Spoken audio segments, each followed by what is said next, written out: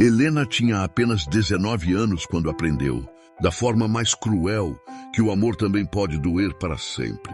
Ela crescera numa pequena cidade do interior, filha de costureira e pedreiro, acostumada a contar moedas antes de fazer qualquer sonho. Quando descobriu que estava grávida, o mundo pareceu parar. O pai da criança, assustado e imaturo, foi embora antes mesmo de ouvir o coração do filho bater pela primeira vez. Mas Helena ficou e amou. Desde o instante em que sentiu o primeiro movimento em seu ventre, ela soube que nunca mais estaria sozinha.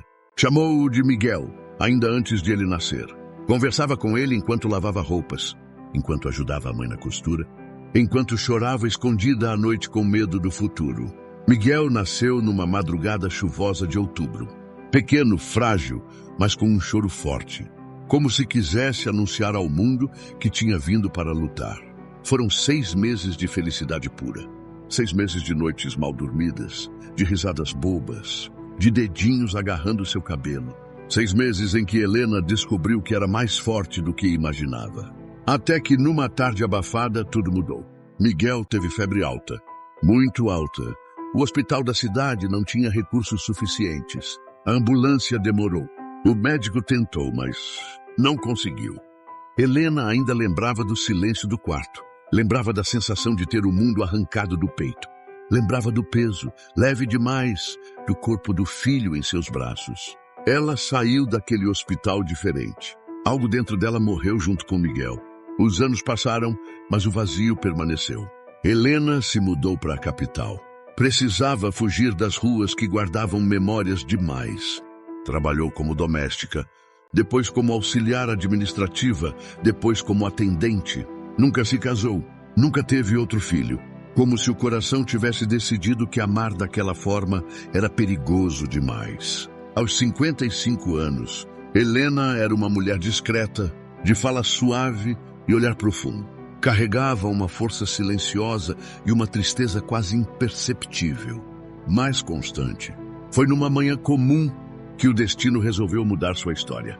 Ela estava desempregada há alguns meses quando viu um anúncio. Uma grande empresa de tecnologia buscava assistente administrativa experiente. O salário era bom demais para alguém como ela. Não custa tentar, murmurou para si mesma. No dia da entrevista, vestiu sua melhor blusa azul, a mesma que usara em aniversários e datas importantes. Prendeu o cabelo grisalho num coque simples e foi. O prédio era imponente. Vidro, aço, movimento. Pessoas jovens andando rápido, falando de projetos e prazos. Helena sentiu-se deslocada, como se tivesse entrado em outro mundo. Foi chamada para a sala do diretor executivo. Quando a porta se abriu, ela entrou com o coração acelerado. E então o viu. Um homem de cerca de 30 e poucos anos, postura segura, olhar firme. Elegante, mas não arrogante. Havia algo em seu rosto, algo familiar. Senhora Helena Duarte. Ele perguntou levantando-se. A voz.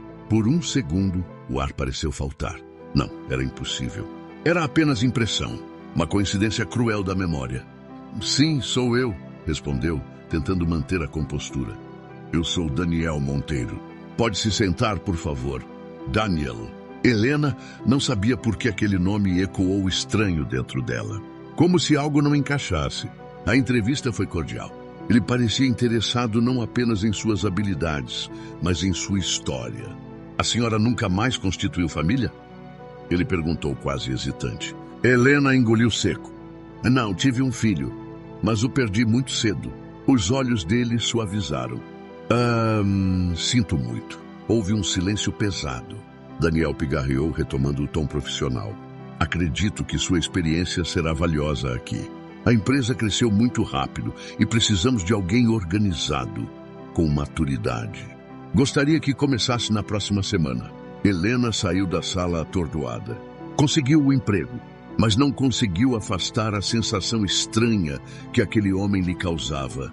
Nos dias que se seguiram, começou a trabalhar diretamente ligada à diretoria. Via Daniel quase todos os dias. Ele era exigente, mas gentil. Tratava todos com respeito. E aos poucos, começou a procurar pequenas semelhanças que talvez nem existissem. O jeito de franzir a testa quando pensava. A maneira como inclinava a cabeça ao ouvir alguém, o sorriso torto, era loucura. Miguel morrera. Ela mesma o segurara nos braços. Ainda assim, algo dentro dela sussurrava que havia uma história mal contada. Certa tarde, ao organizar arquivos antigos da empresa, documentos jurídicos de fundação e registros pessoais, um envelope chamou sua atenção. Era uma cópia autenticada de uma certidão de nascimento anexada a documentos de adoção. Ela não deveria ter lido, mas leu. Nome de nascimento Miguel Duarte. O mundo girou. Data de nascimento: outubro. O mesmo dia, a mesma cidade. Helena sentiu as mãos tremerem. O ar sumiu dos pulmões. Situação: recém-nascido entregue para adoção após declaração de óbito equivocada. Processo judicial reaberto 3 meses após o ocorrido. Ela não conseguia respirar. Declaração de óbito equivocada. Equivocada. A vista ficou turva. Lágrimas começaram a cair antes mesmo que entendesse completamente. Seu filho. Seu filho não havia morrido. Ele havia sido declarado morto por engano, transferido e depois entregue para adoção antes que ela fosse localizada. E o nome adotivo constava logo abaixo: Daniel Monteiro. Helena deixou o envelope cair. O filho que ela chorou por 30 anos estava a poucos metros de distância. E ele não fazia ideia. Helena passou aquela noite em claro. Releu mentalmente cada memória. O hospital, a pressa, o médico nervoso, o corpo que lhe entregaram envolto em lençol. Mas ela nunca vira o rosto novamente. Depois que disseram que não havia mais o que fazer. Nunca pediram explicações. Estava jovem, sozinha, desesperada. Agora, tudo fazia sentido. Na manhã seguinte, Daniel percebeu que ela estava diferente. "A senhora está bem?" perguntou genuinamente preocupado. Helena o encarou. Observou cada detalhe do rosto dele. As linhas do maxilar, os olhos castanhos que pareciam os seus quando jovem. Ela não podia simplesmente despejar aquela verdade. "Senhor Daniel, posso conversar com você sobre algo pessoal?" Ele fechou a porta do escritório. "Claro." Helena segurava o envelope nas mãos. "Preciso que me diga. Você sempre soube que era adotado?" Daniel ficou surpreso. "Sim. Meus pais sempre foram muito honestos comigo. Por quê? Você sabe algo sobre sua mãe biológica?" Ele respirou fundo. "Muito pouco. Só que houve um erro no hospital. Disseram a ela que eu havia morrido.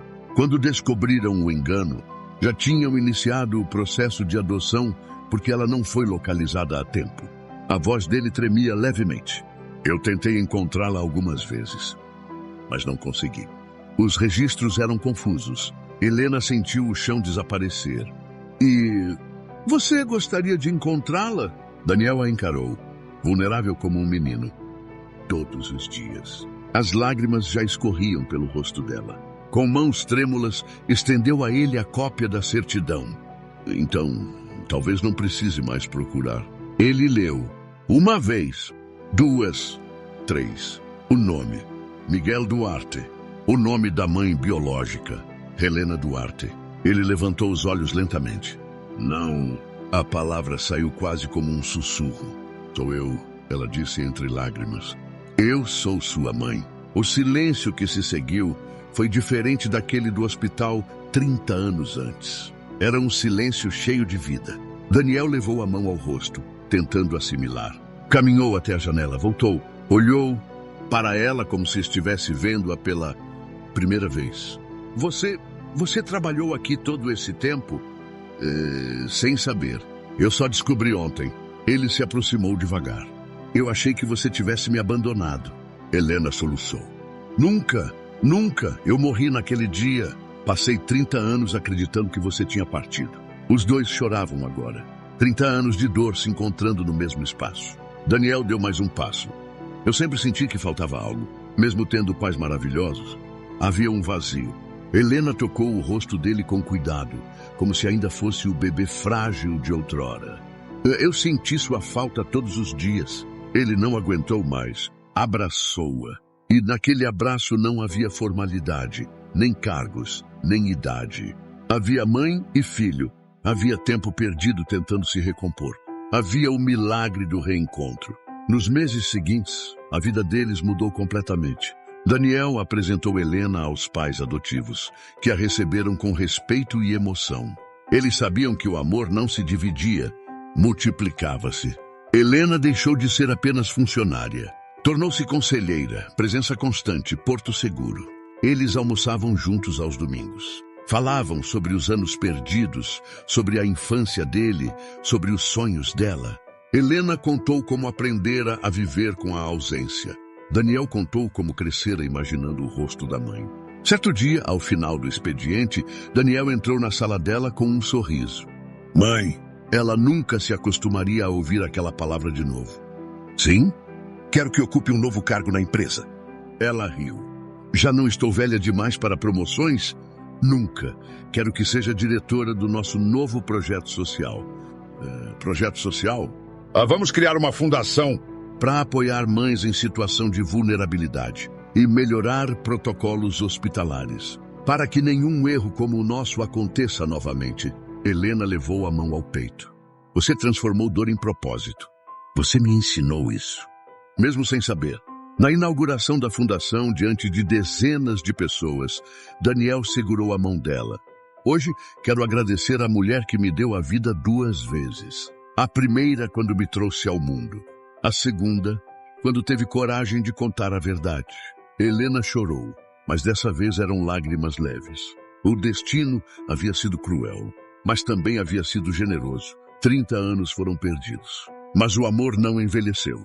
E naquela noite, ao se despedirem, Daniel a abraçou novamente. Boa noite, mãe. Boa noite, meu filho. E pela primeira vez em décadas, Helena dormiu sem sentir o eco da ausência. Porque o vazio havia sido preenchido. E o amor, que nunca morreu, finalmente encontrou o caminho de volta para casa.